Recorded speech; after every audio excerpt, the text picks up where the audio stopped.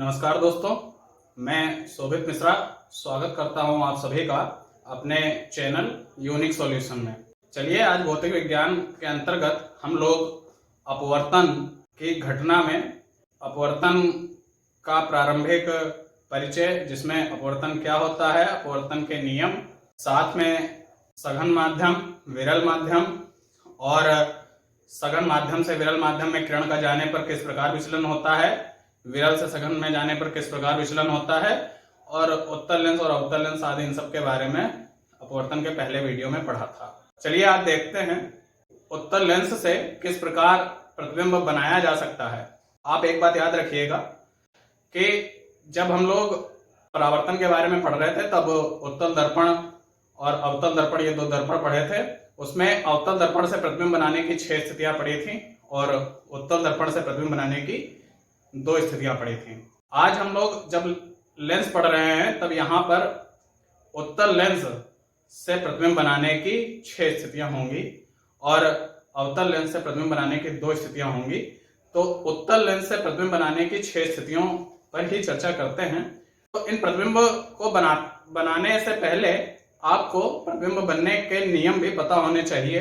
जिस प्रकार दर्पण से परावर्तन में प्रतिबिंब बनने के नियमों में आपने पढ़ा था कि अगर मुख्य अक्ष के समांतर कोई किरण आती है तो परावर्तन के पश्चात वह फोकस से होकर जाती है। दूसरा नियम पढ़ा था कि अगर वक्रता केंद्र से कोई किरण जाएगी तो परावर्तन के पश्चात वक्रता केंद्र के ही रास्ते पर वापस हो जाएगी। और तीसरा नियम पढ़ा था, अगर कोई किरण फोकस से होकर जाती है तो परावर्तन के बाद मुख्य अक्ष के समांतर हो जाएगी। लेकिन आज लेंस से प्रतिबिंब बनते समय भी आपको 3 नियमों का ध्यान रखना है, तभी आप उत्तल लेंस से प्रतिबिंब का बनना सीख पाएंगे। तो वह 3 नियम क्या हैं, पहले उनको हम लोग देख लें, उसके बाद में उत्तल लेंस द्वारा प्रतिबिंब बनना इसको सीखते हैं। और चलिए बढ़ाते हैं कि उत्तल लेंस द्वारा प्रतिबिंब अगर हमको बनाना है तो उसके लिए पहले हमको 3 प्रतिबिंब बनाने के नियम पता होने चाहिए। तो ये अभी पढ़ रहे हैं, लेकिन उससे पहले प्रतिबिंब बनने के नियम, ये 3 नियम आपको अवश्य याद होने चाहिए, क्योंकि इन्हीं नियमों के द्वारा आप जान पाएंगे कि किस प्रकार प्रतिबिंब बनेगा।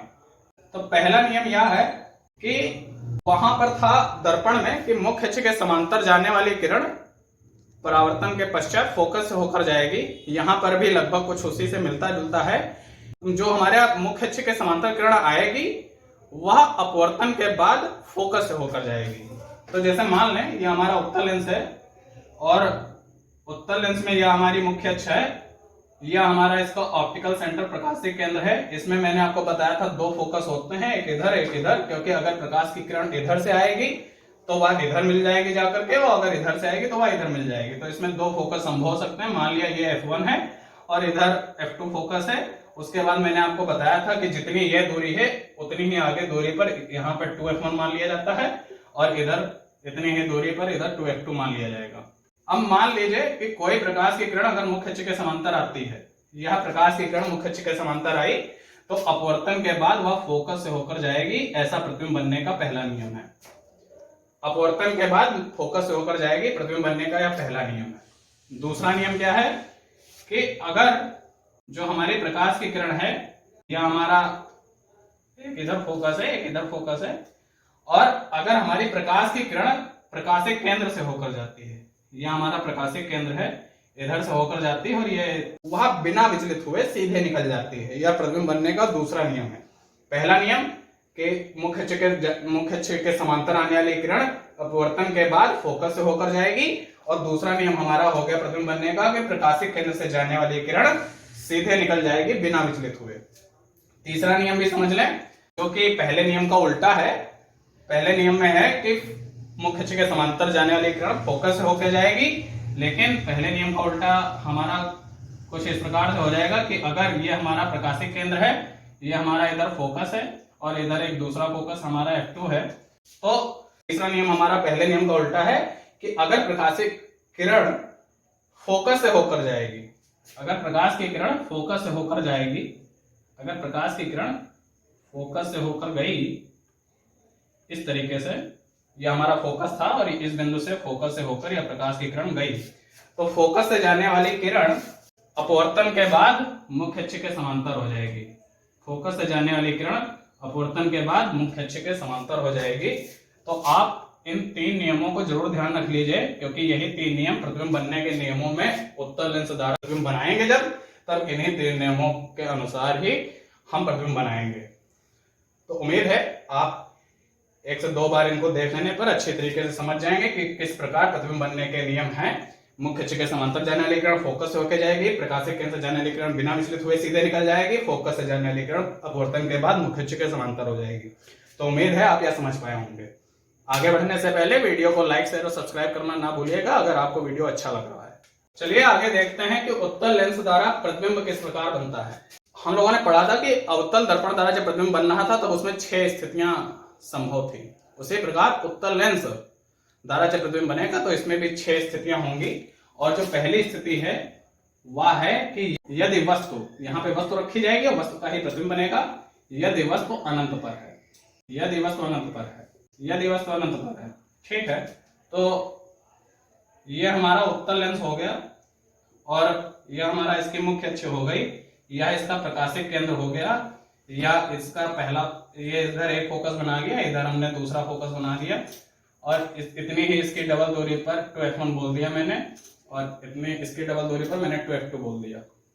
तो जरा समझें कि अगर वस्तु अनंत पर है, तो वस्तु अगर अनंत पर है तो ये मैंने परावर्तन में जब अवतल दर्पण और उत्तल दर्पण से प्रतिबिंब बनना बताया था तब भी बताया था कि अनंत से आने वाली किरणों को मुख्य अक्ष के समांतर माना जाता है, क्योंकि अनंत पर आपको यह नहीं पता है कि वह दूरी कितनी है और वस्तु जहां से किरणें आ रही हैं आखिर उसका आकार कितना है, तो माना जाता है कि मुख्य अक्ष के समांतर किरणें आएंगी। उसी प्रकार उत्तल लेंस में अगर वस्तु अनंत पर है तो यह माना जाएगा कि जो वस्तु है हमारी, उससे आने वाली प्रकाश की किरणें मुख्य अक्ष के समांतर होंगी।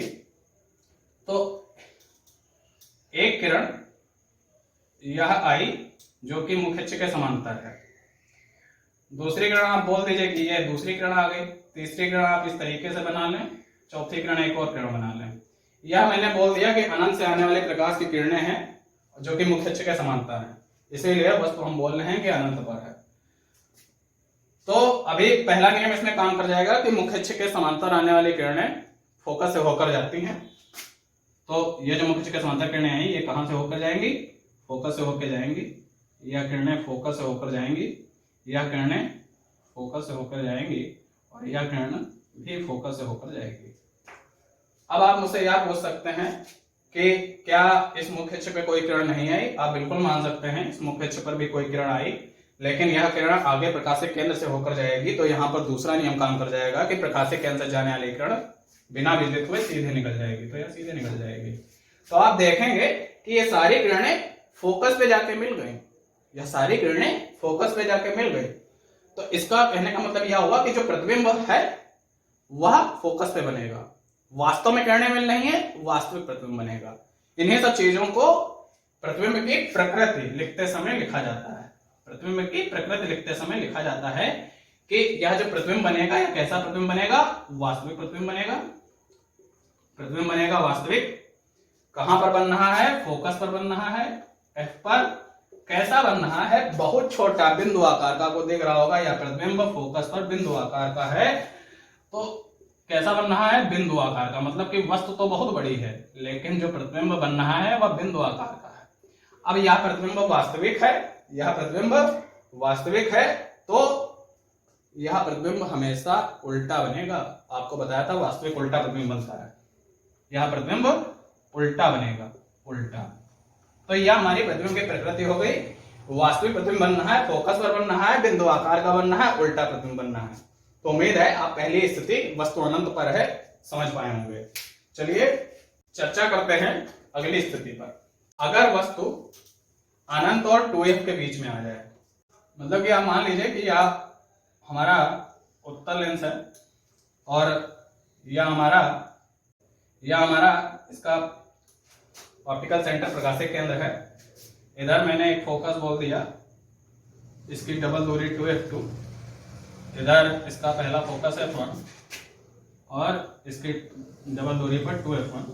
तब मैंने बोल दिया कि वस्तु अनंत, जो हमारी दूसरी स्थिति है वह है वस्तु अनंत तथा 2f2 के बीच में है, 2f2 के बीच में है, बीच में है। वस्तु अनंत तथा 2f2 के बीच में है। अब वस्तु वास्तव में अनंत से उठ के कुछ कम दूरी पर अनंत और 2f2 के बीच में आ गई। तो अब अगर वस्तु अनंत पर नहीं रह गई है तो उसका कुछ आपको आकार दिखाना पड़ेगा। और आप देख रहे होंगे कि वस्तु का आकार मैंने बनाया है। वस्तु रखी होगी मुख्य अक्ष पर, तो मुख्य वस्तु सीधी रखी जाएगी, वस्तु उल्टी नहीं रखी जाएगी, वस्तु सीधी है। इस वस्तु को मैंने मान लिया कि ए और बी यह वस्तु है। तो यहाँ पर पहला नियम काम कर जाएगा कि एक प्रकाशीय किरण मुख्य अक्ष के समांतर हम भेज देंगे। यह प्रकाशीय किरण मुख्य अक्ष के समांतर भेज दिया। अपवर्तन के बाद उत्तल लेंस से या फोकस से होकर जाएगी, यह पहला नियम है। दूसरा जो है कि जो यह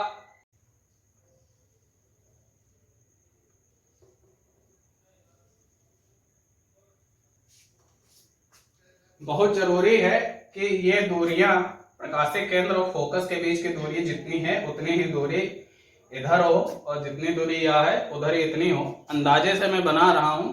अब आप यह देखें कि पहले जो हमारा प्रतिबिंब बन रहा था वह फोकस पे बन रहा था और वह बिंदु आकार का था, लेकिन अब यह प्रतिबिंब फोकस से इधर दाएं पक्ष की तरफ कुछ हो जाएगा। अब आप यह भी देखें कि जो वस्तु है हमारी अनंत से कुछ इधर आई तो प्रतिबिंब हमारा धीमे धीमे उधर जाता जाएगा। तो बस जो पहले प्रतिबिंब बना वह हमारा फोकस पे बना था। अब जो प्रतिबिंब बनेगा वह f और 2f के बीच में बनेगा। अब जो प्रतिबिंब बनेगा वह f और 2f के बीच बनेगा। और आप एक और अंतर देखेंगे कि प्रतिबिंब का पहले आकार नहीं था, अब आकार बढ़ने लगेगा।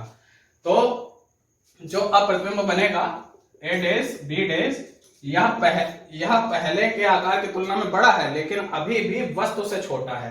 वस्तु अभी बड़ी है लेकिन जो प्रतिबिंब है यह वस्तु से अभी छोटा ही बनेगा। तो जो इसकी प्रकृति लिखी जाएगी वह प्रकृति लिखी जाएगी कि जो हमारा प्रतिबिंब है f और 2f के बीच, f तथा 2f के बीच आप f1 लिख लें, f1 तथा 2f1 के बीच कैसा बन रहा है? वास्तविक प्रतिबिंब बन रहा है क्योंकि किरणें वास्तव में मिल रही हैं। और उल्टा प्रतिबिंब बन रहा है, वास्तविक प्रतिबिंब उल्टा होता है। और अभी भी यह वस्तु से छोटा है, वस्तु से छोटा f1 तथा 2f1 के बीच वस्तु इधर आ रही, प्रतिबिंब उधर जाएगा। तो अभी प्रतिबिंब हमारा फोकस पे था, अब प्रतिबिंब फोकस और 2f के बीच में आ जाएगा, लेकिन रहेगा अभी वस्तु से छोटा ही। वस्तु से छोटा f1 और 2f1 के बीच में वास्तविक और उल्टा प्रतिबिंब बन रहा है। ठीक है, तो वस्तु अनंत तथा 2f2 के बीच में आ गई। अब वस्तु हमारी 2f2 पर आ जाएगी। यह हमारा प्रतिबिंब बनने की तीसरी स्थिति होगी। जैसे मैंने बोल दिया कि यह हमारा उत्तल लेंस है और उत्तल लेंस में यह हमारा मुख्य अक्ष प्रकाशीय केंद्र, इधर एक फोकस और इधर उसकी लगभग दुगनी दूरी पर दूसरा फोकस, इधर f1 और इधर 2f1। अब बोल दिया कि तीसरी कंडीशन वस्तु 2f2 पर आ जाए, वस्तु 2f2 पर आ जाए। तो आप देख रहे होंगे कि पहले वस्तु कहाँ थी? पहले वस्तु थी अनंत पे, फिर आई अनंत और 2f2 के बीच में, और पहले प्रतिबिंब बन रहा था f पर, फिर f और 2f1 के बीच बना। अब वस्तु आ गई 2f2 पर। तो कहने का मतलब ये है हमारी वस्तु ये आ गई a और b। अब एक किरण इससे प्रतिबिंब बनाने के लिए आप मुख्य अक्ष के समांतर चला दें तो यह फोकस से होकर जाएगी, यह किरण फोकस से होकर जाएगी, और एक किरण आप प्रकाशीय केंद्र से निकाल दें तो यह सीधे बिना विचलित हुए चली जाएगी। तो आप देखेंगे कि जो हमारा प्रतिबिंब बना है वह 2f पर ही बनेगा। ये जो हमारा 2f था इसी पर हमारा प्रतिबिंब बन जाएगा 2f1। ठीक है, या जो हमारा प्रतिबिंब बनेगा या 2f1 पर ही बनेगा। तो आप एक बात और नोटिस करें, पहले जब था कि वस्तु का आकार धीमे धीमे जो प्रतिबिंब था उसकी तुलना में बढ़ रहा था। पहले जो वस्तु का आकार था फोकस पे बिंदु आकार का था, फिर f और 2f पर आया, f और 2f के बीच में आया तो बिंदु के आकार से कुछ प्रतिबिंब बढ़ गया। लेकिन अब जब वस्तु 2f2 पर आ गई तब जब प्रतिबिंब इधर 2f1 पर बनेगा यह प्रतिबिंब वास्तविक लगभग बराबर ही आकार में बनेंगे, या प्रतिबिंब बराबर ही बनेंगे। यह जो वस्तु की ऊंचाई है और यह प्रतिबिंब की जो ऊंचाई है, यह दोनों ऊंचाइयां बराबर होंगी। अब आप यह देख पा रहे होंगे कि लगभग कुछ थोड़ा या बड़ा हुआ प्रतिबिंब हमारा देख रहा है, लेकिन यह मैंने कोई दूरियां एग्जैक्ट माप के नहीं बनाई हैं।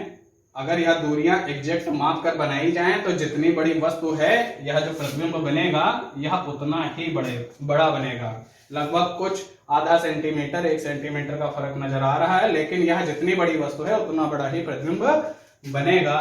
तो जो प्रकृति है, अगर यह दूरियां नाप के बनाई जाएं, किरणें सीधी खींची जाएं, मेरे पास किसी प्रकार की स्केल नहीं है और ना ही मेरे पास में कोई मापक दूरी मैंने ली है।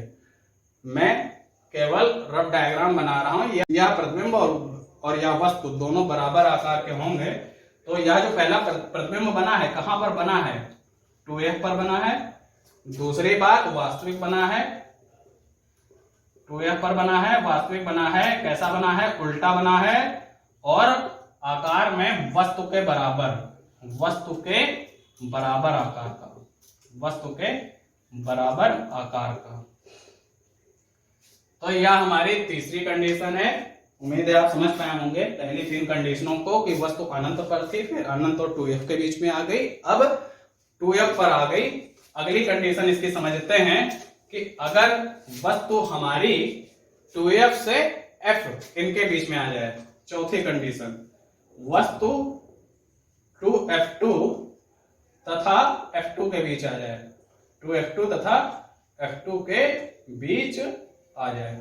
तो यह हमारा उत्तल लेंस है और यह उत्तल लेंस या इसका प्रकाशिक या इसकी मुख्य अक्ष या इसका प्रकाशिक केंद्र, या मैंने बोल दिया कि यह f1 है, इसकी बराबर दूरी पे लगभग 2f1 है।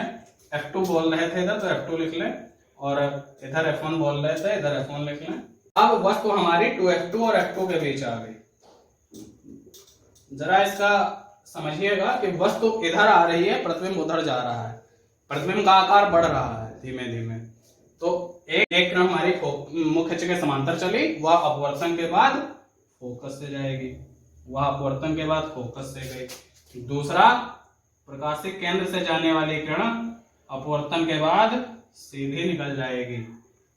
ये देखिए, आप देख रहे होंगे कि पहले प्रतिबिंब फोकस पर बना, फिर फोकस और 2f के बीच में बना, फिर 2f पर बना, अब 2f के बाद में। देख रहे हैं प्रतिबिंब कैसे किस प्रकार शिफ्ट हो रहा है। तो अब यह जाहिर सी बात है कि पहले जो प्रतिबिंब का आकार था वह वस्तु के जब 2f पर था तब 2f पर ही बराबर आकार का बन गया है। लेकिन जब अब प्रकृति में लिखेंगे तब यह प्रतिबिंब वस्तु से बड़ा हो गया होगा। प्रतिबिंब कैसा बनेगा? प्रतिबिंब कहां बनेगा? पहले तो ये लिख लें। अब 2f के बाद में बन रहा, तो इधर 2f के बाद अनंत है, तो प्रतिबिंब 2f तथा अनंत के बीच, प्रतिबिंब 2f तथा अनंत के बीच बनेगा। प्रतिबिंब 2f तथा अनंत के बीच बनेगा। कैसा प्रतिबिंब बनेगा? वास्तविक प्रतिबिंब बन जाएगा। और वास्तविक प्रतिबिंब कैसा होता है? उल्टा होता है। और यह जो प्रतिबिंब का आकार है यह वस्तु से बड़ा है, वस्तु से बड़ा बनेगा। मतलब कि जितनी बड़ी वस्तु है उससे बड़ा प्रतिबिंब हमारा बन जाएगा। तो उम्मीद है आप चौथी स्थिति भी समझ पाए होंगे प्रतिबिंब बनने की। अगली 2 स्थितियों पर भी चर्चा कर लेते हैं कि अगर हमारी वस्तु जो है अभी 2f और f के बीच में थी, अब जो 5वीं स्थिति है उसमें वस्तु फोकस पर आ जाएगी, वस्तु f2 पर हो या आ जाए, वस्तु f2 पर हो। तो यह हमारा उत्तल लेंस हमने बना लिया। और आप यह सोच रहे होंगे बीच में कि आखिर इन प्रतिबिंब बनाने की स्थितियों को हम क्यों सीखते हैं। भौतिक विज्ञान में यह बहुत जरूरी है और इसीलिए शायद यह कभी कभी सर की दर्द भी बन जाती है कि अगर इन सब चीजों को साधारण स्थितियों को ना समझा जाए तो जो इससे संबंधित प्रश्न होते हैं, खास करके न्यूमेरिकल आंकिक प्रश्न, उसमें तो दिक्कत आती ही है और साथ में यह सामान्यतः देखा जाता है, इसीलिए यह कठिन भी बन जाता है। साधारण सी स्थितियां हैं, आप समझें जरूर कि अगर यह हमारा पहला इधर हमारा एक फोकस हो गया और अगर वस्तु अब f2 पर आ जाए, फोकस पर हमारी वस्तु आ चुकी है, ए और बी। अभी देख रहे थे वस्तु इधर आ रही, प्रतिबिंब उधर जा रहा। तो एक किरण मुख्य अक्ष के समांतर आएगी, वह कहां से जाएगी? फोकस से होके जाएगी, इसीलिए नियम शिकायत है। अगला, जो प्रकाशिक केंद्र से किरण जाएगी वह सीधी निकल जाएगी। आप देखेंगे अगर आप सही बना रहे हैं तो प्रतिबिंब भले दूरियां लेकर ना बनाई जाएं, लेकिन तब प्रतिबिंब बनेंगे। आप देखेंगे कि यह किरणें लगभग समांतर जा रही हैं, और समांतर किरणें आप गणित में पढ़ते हैं कभी आपस में मिलती नहीं है। तो यह किरणें ऐसा माना जाता है कि यह अनंत पर जाके मिल जाएंगी, ये यहाँ पर कहीं नहीं मिलेंगे। आप इनको बढ़ाते जाएं, यह अनंत पर मिलेंगी, और जब अनंत पर मिलेंगे तब प्रतिबिंब बहुत बड़ा बनेगा, वास्तविक बनेगा और वस्तु से बहुत बड़ा होगा। तो अगर इसकी प्रकृति लिखी जाए तो इसकी प्रकृति में प्रतिबिंब कहां बनेगा? अनंत पर बनेगा, अनंत पर बनेगा। कैसा प्रतिबिंब बनेगा? वास्तविक बनेगा। और प्रतिबिंब अनंत पर बनेगा, वास्तविक बनेगा, उल्टा बनेगा। अनंत पर वास्तविक उल्टा, और वस्तु से बहुत बड़ा, क्योंकि हमें नहीं पता कि कहां अनंत पर मिलेंगे। वस्तु से, जितनी बड़ी वस्तु है उसके आकार से बहुत बड़ा। ठीक है, यह हमारी उत्तल लेंस से प्रतिबिंब बनने की 5वीं स्थिति है। अब 6ठी स्थिति, जो कि उत्तल लेंस द्वारा प्रतिबिंब बनने की अंतिम स्थिति है, उसकी भी चर्चा कर लेते हैं। कि वस्तु, यह हमारा उत्तल लेंस है और इस उत्तल लेंस में यह मुख्य अक्ष या इधर भी बना लेते हैं, और अब वस्तु फोकस तथा एफ के बीच, ओ के बीच में है। वस्तु एफ तथा ओ के बीच में हो, वस्तु फोकस तथा ओ के बीच में हो। तो फोकस तथा ओ के बीच में हो तो एक ये वस्तु है हमारी ए और बी। वस्तु सीधी ही रखी जाएगी हमेशा, प्रतिबिंब उल्टा बन सकता है, सीधा भी बन सकता है। सीधा प्रतिबिंब आभासी होता है, उल्टा प्रतिबिंब वास्तविक होता है। तो ये जो हमारा वस्तु है या सीधी रखी है, अब एक किरण मुख्य अक्ष के समांतर गई, या कहां से होके जाएगी? फोकस से। ठीक है, दूसरी स्थिति आप लगा दें कि प्रकाशिक केंद्र से निकाल दें। प्रकाशिक केंद्र से जाने वाली आप समझ गए ही होंगे, अब तक सीधी निकलती है। तो आप देखेंगे कि आगे इन दोनों के बीच की दूरी बढ़ रही है, ये किरणें समांतर नहीं है, इनके बीच की दूरी बढ़ रही है, मतलब कि आगे और बढ़ाएं तो और बढ़ती जाएगी। ये आगे तो कहीं नहीं मिलेंगे, ना अनंत पर मिलेंगे, क्योंकि इनके बीच की दूरी बढ़ती जा रही है। लेकिन अगर इन किरणों को पीछे बढ़ाया जाए, कहने का मतलब यह है कि अगर इसको पीछे बढ़ा दिया जाए इस हिसाब से, और यह जो किरण गई है इसको पीछे बढ़ा दिया जाए, तो आप देखेंगे कि यह दोनों जो किरणें हैं यह वास्तव में तो नहीं मिली, लेकिन आभासी रूप से पीछे मिल रही हैं। इसीलिए उत्तल लेंस द्वारा मात्र एक ऐसी स्थिति होती है जब वस्तु फोकस तथा ओ के बीच में हो तो यह आभासी प्रतिबिंब बनाता है। और ऐसी स्थिति आपने अवतल दर्पण में भी पढ़ी थी, अंत की स्थिति। अगर वस्तु हमारी फोकस तथा ध्रुव के बीच में हो तब भी वहां पर प्रतिबिंब ऐसा बन रहा था। तो इस पे प्रतिबिंब की प्रकृति लिखना चाहें तो प्रतिबिंब कैसा बनेगा? प्रतिबिंब हमारा आभासी, पहली बात तो आभासी प्रतिबिंब है, आभासी प्रतिबिंब है। और किधर बन रहा है? या दूसरी साइड में नहीं बनना है, वस्तु जिधर है उधर ही प्रतिबिंब बनना है, वस्तु की ओर ही, वस्तु की ओर ही, मतलब कि जिधर वस्तु है उधर ही प्रतिबिंब बनना है, वस्तु की ओर ही प्रतिबिंब बनना है। आभासी है, और आप देखेंगे कि यह प्रतिबिंब जो है वस्तु की ओर ही बनना है, आभासी है, सीधा है। आभासी सीधा होता है, आभासी सीधा होता है, और वस्तु से तो बड़ा प्रतिबिंब है ना, वस्तु से बड़ा, वस्तु से बड़ा प्रतिबिंब, वस्तु से बड़ा प्रतिबिंब है। तो आप इस बात को समझ पाए होंगे कि किस प्रकार उत्तल लेंस द्वारा प्रतिबिंब 6 स्थितियों में बनाए जाते हैं, और उनको बनाने के लिए आपको प्रतिबिंब बनाने के 3 नियम पहले से पता होने चाहिए। तो आगे अवतल लेंस की 2 स्थितियां हैं प्रतिबिंब बनाने की, उनको अगले वीडियो में सीखते हैं। उम्मीद है आपको वीडियो पसंद आया होगा और आप प्रतिबिंब बनाना सीख पाए होंगे। वीडियो को लाइक, शेयर और सब्सक्राइब अवश्य करिएगा। धन्यवाद।